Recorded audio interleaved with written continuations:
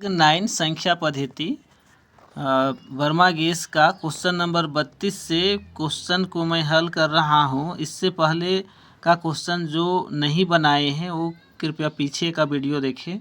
पीछे मैं सभी को प्रश्नों को हल किया हूँ। पीछे का प्रश्न देखने के बाद अच्छा से और समझ में आएगा और तैयारी पूरा होगा। तो क्वेश्चन नंबर 32 स्टार्ट करते हैं। प्रत्येक परिमेय संख्या है, तो प्रत्येक परिमेय संख्या है। इसमें देखिए ऑप्शन एक प्राकृत संख्या बोल रहा है, एक पूर्ण संख्या बोल रहा है, एक पूर्णांक। तो प्रत्येक परिमेय संख्या एक वास्तविक संख्या हो सकता है। ठीक है, प्रत्येक परिमेय संख्या एक वास्तविक संख्या हो सकता है। चूँकि परिमेय वास्तविक संख्या परिमेय और अपरिमेय दोनों का संग्रह को वास्तविक संख्या कहते हैं। ठीक ना। क्वेश्चन नंबर 33, एक अपरिमेय संख्या का दशमलव प्रसार होता है। अपरिमेय संख्या का दशमलव प्रसार क्या होता है? अनवसानी अनावर्ती होगा। अनवसानी अनावर्ती, अनावर्ती का मतलब वो संख्या बार बार बदल बदल के आएगा, सेम संख्या नहीं आएगा, बदल बदल के अलग अलग संख्या आते रहेगा और ये कभी भी समाप्त नहीं होगा, है ना। 34, दो पूर्णांकों का गुणनफल हमेशा होता है, तो पूर्णांक होता है। दो परिमेय संख्याओं का गुणनफल हमेशा निम्न में क्या होता है? दो परिमेय संख्या गुणनफल परिमेय होगा, क्या होगा? परिमेय संख्या। ठीक है। क्वेश्चन नंबर 36, प्रत्येक वास्तविक संख्या एक अपरिमेय संख्या होती है। एक गलत बात बोल रहा है। प्रत्येक वास्तविक संख्या एक अपरिमेय संख्या नहीं होती, बल्कि वास्तविक संख्या में परिमेय और अपरिमेय दोनों होते हैं, इसलिए ये कथन असत्य हो जाएगा। ठीक ना। क्वेश्चन नंबर 37, दो परिमेय संख्याओं के बीच कितनी परिमेय संख्याएं होती हैं? तो ये अनंत होती हैं दो परिमेय संख्याओं के बीच में। नेक्स्ट क्वेश्चन 38 नंबर है, निम्न में कौन सत्य है? पाई और 22/7 दोनों परिमेय संख्या हैं। ये कथन गलत हो रहा है। क्यों? क्योंकि 22/7 परिमेय है लेकिन पाई परिमेय नहीं है। बी नंबर, पाई और 22/7 दोनों अपरिमेय, ये भी गलत है। अपरिमेय नहीं है, 22/7 तो परिमेय है, बट पाई जो है अपरिमेय है ना। अब सी नंबर, पाई परिमेय और 22/7 अपरिमेय, ये भी गलत बात बोल रहा है, उल्टा लिख दिया इसमें। ठीक है। इस डी नंबर देखते हैं, पाई अपरिमेय और 22/7 परिमेय संख्या, ये सही है ना, डी नंबर। और 39 नंबर का क्वेश्चन दिया है 36/100 का दशमलव प्रसार। तो 36 को यदि हम 100 से भाग करें तो क्या आएगा? भाग जाएगा 0.36 और शेषफल इसका 0 आ जाएगा। तो भाग देने पर अगर शेषफल 0 आता है तो उसको शांत दशमलव प्रसार कहते हैं। ठीक ना।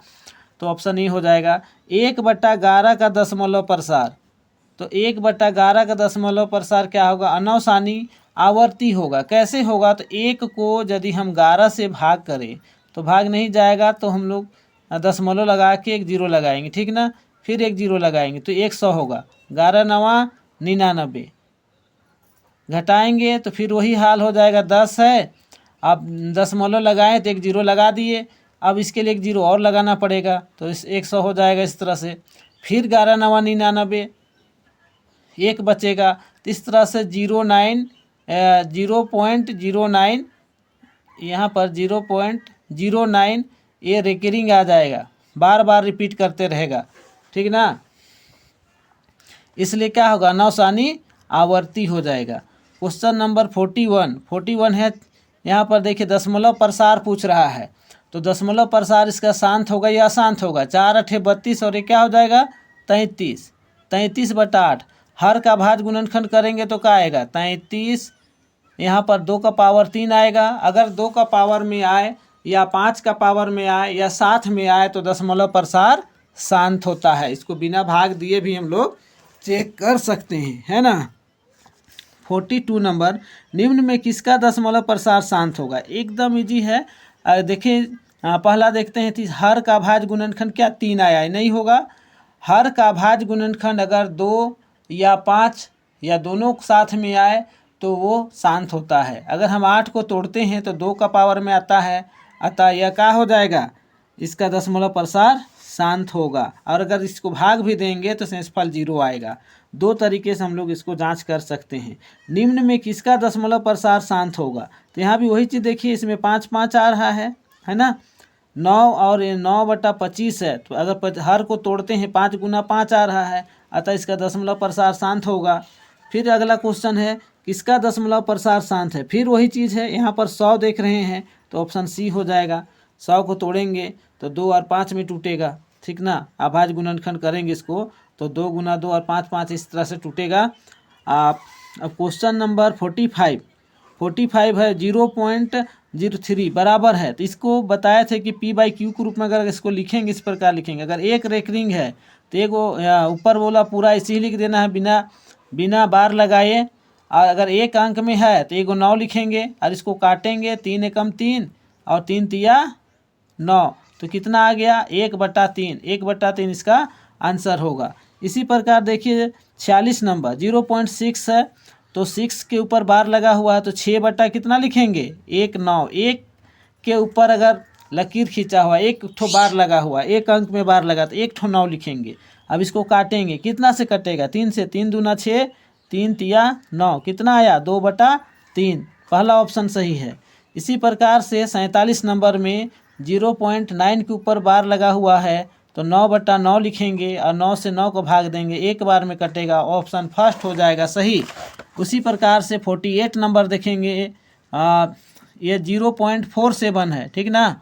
कितना है, 0.47। इसमें 7 में रेकरिंग है, 4 में नहीं है। तो ऐसे क्वेश्चन को हम लोग पूरा लिख देना है और जिसमें नहीं लगा है उसको घटा देना है। घटाने के बाद एक अंक में रेकरिंग है तो 1 9 लिखेंगे और जिसमें नहीं लगा उसके बदले में 1 0 लगा देना है। तो 47 में 4 घटाएंगे तो बचेगा 43। 43/90 और ये 43/90 ही आंसर होगा, ठीक है। इसी प्रकार से 49 नंबर में 0.001 है और उसके ऊपर बार लगा हुआ है, तो कई अंक में लगा है, 3 अंक में, तो 1 लिख करके 3 ठो 9 नीचे लिखेंगे हर में, तो ये आंसर हो जाएगा। इसी प्रकार से 50 नंबर क्वेश्चन दिया है तो 1.27, तो इसमें 2 7 पर बार लगा हुआ है तो इसको लिखेंगे 127 और नीचे लिखेंगे 99, ठीक है। ये कटेगा क्या, 8 2 10 नहीं कटेगा, तो आंसर यही होना चाहिए। तो ऑप्शन इसमें, अच्छा 1 मिनट, इसमें जो है 1 मिनट, इस क्वेश्चन को देखते हैं। क्वेश्चन नंबर 50 है ना, क्वेश्चन नंबर 50 का 14 कितना आंसर आ रहा है, 14/11। तो इसको मैं बाद में हल करके बताऊंगा आप लोग को, ठीक है। फिलहाल इसको देख लीजिए। 51 नंबर में बोल रहा है का जोड़ होगा, ये इस सब का जोड़ेंगे तो कितना आएगा, ठीक है। तो जोड़ के बता रहे, इसका ऑप्शन नंबर बी होगा। कैसे होगा उसको देखना है। यहाँ पर 3√3 है, ठीक, 3√3 और यहाँ 5√3, तो 5√3 में 3√3 अगर घटा देंगे तो बचेगा का 2√3 और 2√2 और 1√2 को जोड़ेंगे तो 3√2 होगा। ऑप्शन बी करेक्ट है। अब ये 52 नंबर का है, इसको हल करेंगे तो 6 दूना 12 और √5 और √5 को गुना करेंगे तो 1 5 आएगा। अब ये इसको गुना करेंगे तो 12 5 60, ऑप्शन बी करेक्ट हो जाएगा। इसी प्रकार से 53 नंबर क्वेश्चन, ये 4 और 3 को गुना करेंगे तो हो जाएगा 12 और 1 मिनट, 3 चौके 12 और ये हो जाएगा √3 और 4 को गुना करेंगे तो √12 हो जाएगा, है ना। तो 12 √12 हो रहा है, लेकिन अगर इसको हम लोग इससे वर्गमूल निकालेंगे तो कितना आ जाएगा, तो 12 गुना 2 √3, यानी कि 12 दूना 24 √3 होगा। ऑप्शन सी सही हो जाएगा। इसी प्रकार से यहाँ पर 4 तिया 12 और 6 दूना फिर हो जाएगा 12, ठीक ना। इसका वर्गमूल निकालेंगे तो 12 गुना 2 √3, फिर ये हो जाएगा 12 दूना 24 √3, ऑप्शन सी सही हो जाएगा। अब यहाँ पर 55 नंबर में 8 √15 भागा 2 √15 है, तो ये 2 से 1 मिनट ये 2 से ये 2 कट जाएगा इस 4 बार में, और √5 से इसको भाग करेंगे, है ना, तो हो जाएगा 1 मिनट 4 √15 बटा √5, ठीक है, √5। तो इसको भाग करेंगे, 55 नंबर है ना, 55 नंबर की 4 गुना ये √15 है तो इसको तोड़ेंगे √3 गुना √5 बटा √5 से √5 कट जाएगा तो क्या आएगा 4√3, 4√3 ऑप्शन फर्स्ट। इसी प्रकार से यहाँ पर देखा जाए तो ये 2 चौके 8 हो गया, और ये जो बचा यहाँ पर ये 4 बार में कटा, 4√15 बचा है ना, 4√15। तो 4√15 कैसे लिख सकते हैं, 3 गुना √5, 5 तिया 15 हो जाएगा, और यहाँ भागा का है √3, इसको काटेंगे तो आ जाएगा 4√5। 4√5 कौन सा ऑप्शन में है, ऑप्शन सी में है।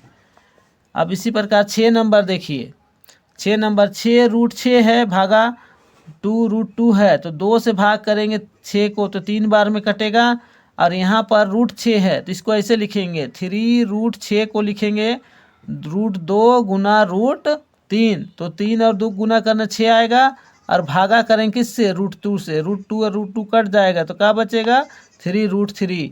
तो 3√3 कौन सा ऑप्शन में है, ऑप्शन बी में है। अब 58 नंबर क्वेश्चन है, 5 + √5 और 5 - √5, तो a + b into a - b बराबर होता है a का स्क्वायर माइनस b का स्क्वायर। तो 5 का स्क्वायर हो गया 25, और इसमें √5 का स्क्वायर 5 होगा, और 25 में 5 घटाएंगे 20 आएगा। इसी प्रकार से 59 नंबर में तो a का स्क्वायर माने 3 का स्क्वायर और √3 का स्क्वायर, तो 3 का स्क्वायर कितना होता है 9, और √3 का स्क्वायर 3, और 9 में 3 घटाएंगे तो 6, ऑप्शन बी करेक्ट है। उसी प्रकार 60 नंबर में 2 का स्क्वायर माइनस √2 का स्क्वायर, 2 का स्क्वायर 4 और √2 का स्क्वायर 2, 4 में 2 घटाएंगे तो 2 बचेगा। 61 नंबर √11, तो √11 का स्क्वायर करेंगे तो क्या आएगा 11 आएगा, √7 का स्क्वायर 7 आएगा, 11 में 7 घटाएंगे 4 आएगा, ऑप्शन फर्स्ट सही। 62 नंबर क्वेश्चन, √5 का स्क्वायर 5 और √2 का स्क्वायर 2, 5 में 2 माइनस करेंगे 3।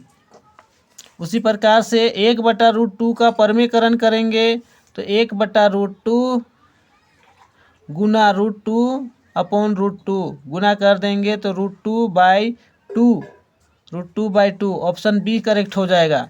इसी प्रकार से 1/√3 है तो 1/√3 को गुना कर देंगे √3 से, √3 अपॉन √3 से, तो हो जाएगा √3/3, ऑप्शन बी करेक्ट हो जाएगा।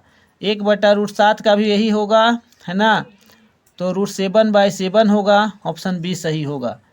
अब क्वेश्चन नंबर 66, क्वेश्चन नंबर 66 के लिए हो जाएगा 1/1 कितना है 2 + √3, तो इसका हर का परमीकरण करेंगे तो 2 - √3 बटा 2 - √3, तो हल करने पर कितना आएगा, ऊपर में आ जाएगा 2 - √3, और नीचे 2 का स्क्वायर करेंगे माइनस √3 का स्क्वायर 3, तो 2 - √3, और ये हो जाए 4 - 3 यानी कि 1 √1 है ना, नीचे 1 बच गया, बच जाएगा 2 - √3। आंसर कौन सा ऑप्शन सही होगा, तो 2 - √3 ऑप्शन बी करेक्ट होगा, ठीक है।